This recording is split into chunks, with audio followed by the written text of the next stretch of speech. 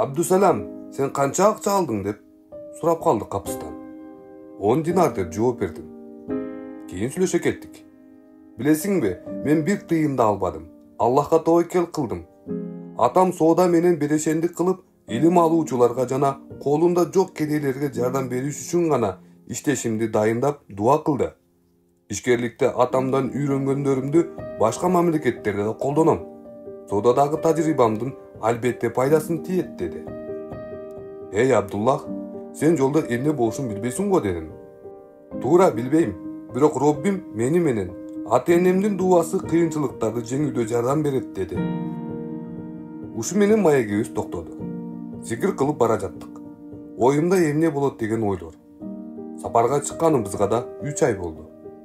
Иракка 1 айда жетип барышыбыз керек эле. Бирок жолдо саба калдык. Азыраак иштедик. Акыры Иракка да келип калдык. 1 жумалык жол калды. Акчабыз да, тамак ашыбыз да түгөнгөн. Абдуллах аңга чыгат. Мен тамак даярдаймын. Кечинде намаз окуп, көпкө чейин сүйлөшүп отурабыз. Кээде таң атышын каалачу эмеспиз. Багымдаттан кийин жол уладык. Алдыбызда соода кызып жаткан базар чыкты. Бир аял жакшы атты алып чыгып, сотууга койгон экен. Көпчүлүк топтолуп соодалашып жатышат.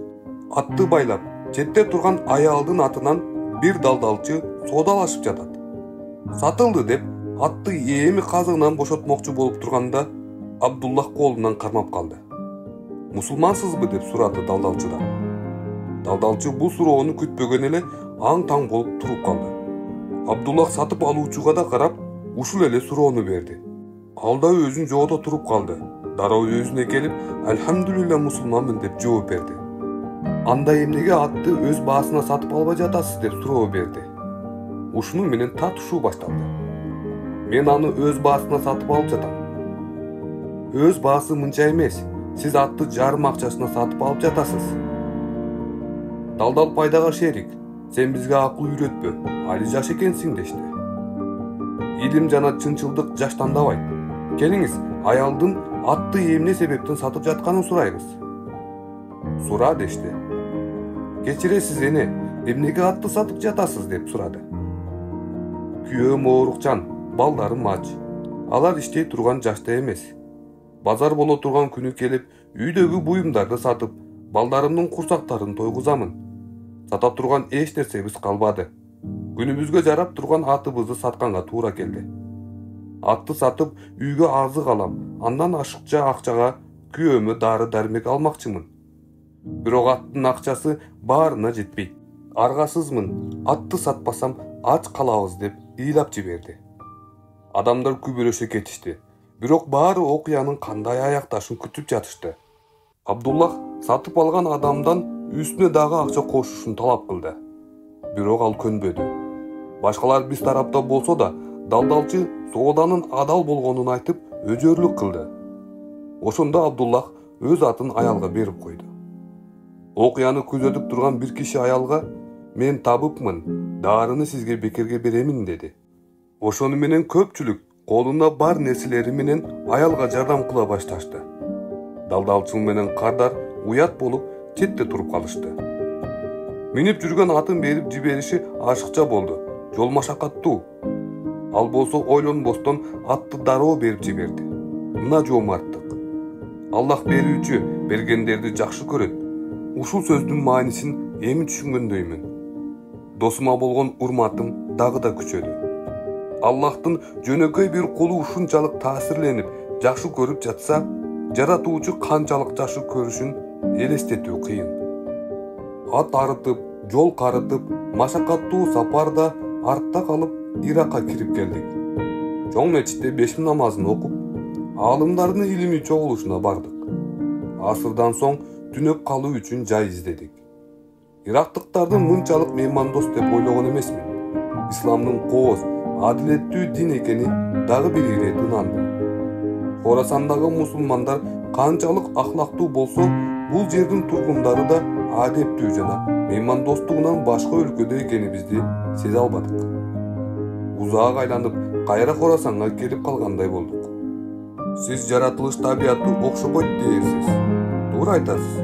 Бирок жүрөк жакын болуп, адамдар бири-бирин түшүнсө, башка себептери маанилүү болбой калат.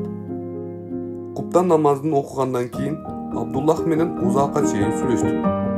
Абдусалам, эми мен соода сатык кылышым керек. Акчаны кайдан аласың? Аллах мээримдүү, акча чөнтөктө эмес, мээде болот. Мен ага дайым мени таң калтырып келесиң. Бирок чынында абалыбыз оор да дедим. Ал болсо багымдаттан кийин чоң базарга түшөбүз. Макул, бирок акчаны каяктан алабыз? Карыз алганга таанышыбыз болбосо, алышты жакын кылган бир эле атыбыз бар. Аны сатсак жөө калабыз го. Абдусалам, таваккел кыл. Аллахтын өзү жол көрсөтөт. Жакшы эс ал.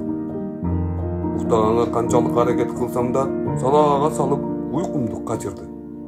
Таваккел кылдым да уйкуга кеттим. Түшүмдө алтын, күмүш чашылып жаткан жерде аларды тээп ойноп жатыппыз. Абдуллах аларга көз салып да карабады. Жагымдуу азан үнү багымдат намазына чакырды.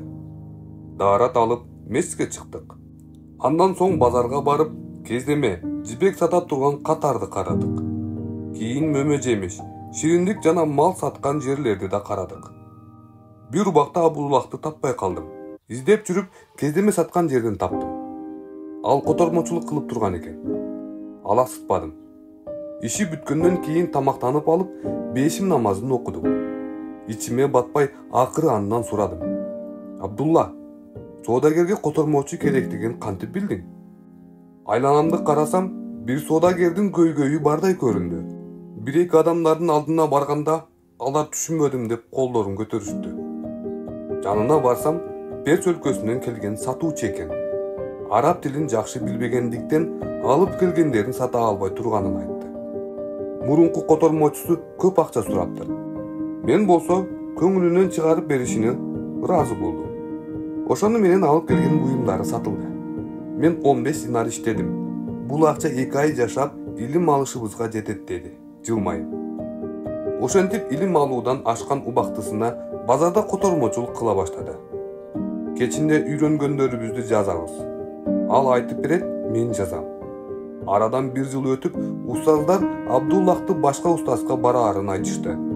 Ошентип бир нече жыл шаардан шаар, мамлекеттен мамлекет кыдырып илим издеп жүрдүк. Ирак, Яман, Алжир, Мисир жана Шамда илим алдык. Каяка барбайлы эң узагы 6 ай турат элек. Ушул убакытка чейин 3000дей аалымдар менен жолуктук. Бир күнү устазыбыз Куффадагы Нуман ибн Сабит Азиретинин жанына барууну дайындады. Убакытты текке кетирбей, жолго чыгууну камыл көрө баштадык. Бирок көңүлүмдүн бир четинде болуп жаткан соодабыз, таап жаткан акчабыздан айрылууну каалабайт элем. Анткени бул жакта иштерибиз жакшы жүрүп жатканда, мен да катарды чакыруу кагаздарын которуп, аздыр-көптүр акча таап жаткам. Бирок илимге болгон сүйүүбүз жогору келди. Абдуллахтын алтындарды тебелеп бара жатканы тез-тез ойума келе турган болуп калды. Анын жүрөгү дүйнөгө байланбаган. Субханаллах, дароо баарынан кечип кетет. Шам убактысында имам Азам Абу Ханифанын үйүнө бардык. Имамдын үйү чоң болуп, алыстан көзгө көрүнөт эле. Бай экен да деген ой келди. Эшикти бир жигит ачты. Жылмая карап, бизди конок бөлмөгө баштады. Айтканына караганда, устаз менен эртең жолугат экенбиз. Ал жакта бизге окшогон мусааттуулар көп. Алардын бири менен сүйлөшүп калдык. Ал Азирети имамдын атайын үйдү чоң кылып салганынын, адамдар жардам сурап келгенде оңой таап келишине ниет кылганын, бул адам бай, жардам бере алат деген ишеним болушу үчүн ушундай жол тутканын айтты. Куптандан кийин Абдуллах мага карап мындай деди. Абдусалам, мен мындан да чоң үй салдырам. Короосу мындан да 2 эсе чоң болот. Жада калса жүздөгөн адамдар бата тургандай, мусапырлар экиленбестен үйүмө кирип келсин деди. Мен анын ниети жакшы экенин сурап, дуа кылып койдум. Ал айтканын кыла турган адам. Кийинки видеодо Абдуллахтын балалыгы жөнүндө сөз болот.